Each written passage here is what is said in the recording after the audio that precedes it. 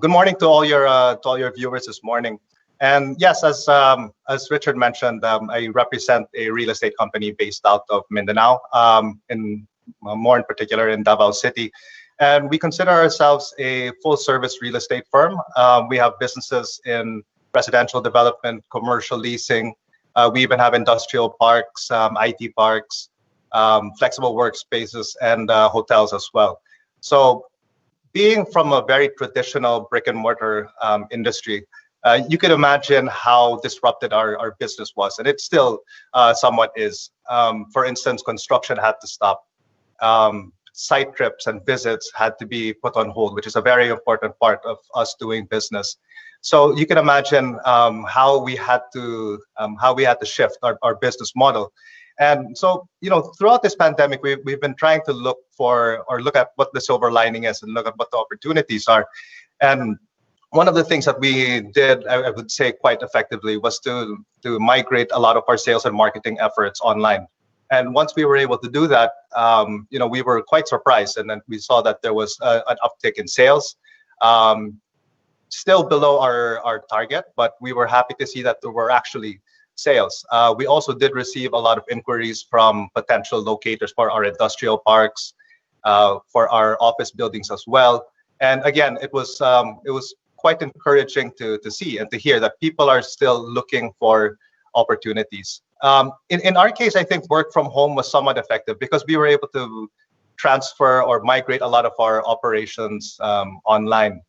But one thing that we were also able to do, and what we call work from field, was when we were able to, or when we were allowed to go back to work under GCQ and under strict circumstances, we encouraged and we rotated our employees to go to office in some of our field projects. So in a lot of cases, wherever we have major projects going on, so we have a field office there, complete with a working office, Wi-Fi, and everything like that. So the positive aspect there was that our employees that normally would be in our head office, they were able to get exposed to a lot of our projects. So they were able to become more intimate with all the projects that are going on. So moving forward, I don't think personally that working from home will be the new norm for us, at least.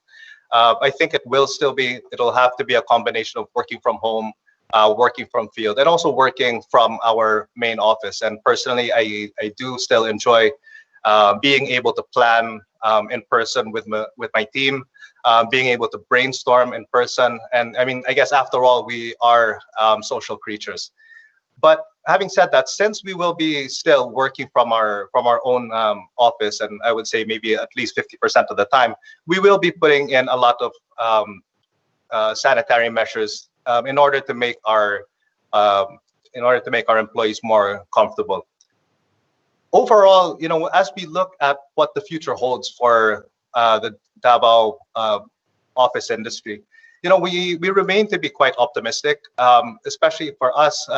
Our IT parks, we've been catering to BPOs for quite a number of years now. And what we're hearing from all the real estate experts is that the BPO sector will be one of the more resilient ones. So we're really hoping that we'll see more BPO investment coming in to Davao, especially as companies will look to be more cost efficient and more cost effective in the coming years. We also like the industrial space.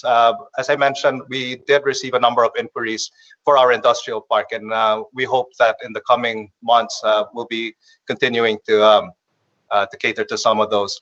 And finally, as Richard mentioned, also we are in the flexible workspace. We partnered with Regus or IWG, and we are their Mindanao franchise partner. So we think that flexible workspace is going to be or continue to be very important.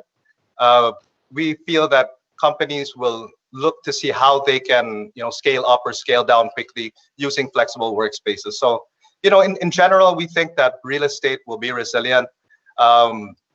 I think though that those companies that are well diversified or have a good diversified portfolio will be able to weather this storm a bit better. So we're hoping for the best. Again, Richard, thank you for having me this morning, and I look forward to entertaining your questions later. Thank you.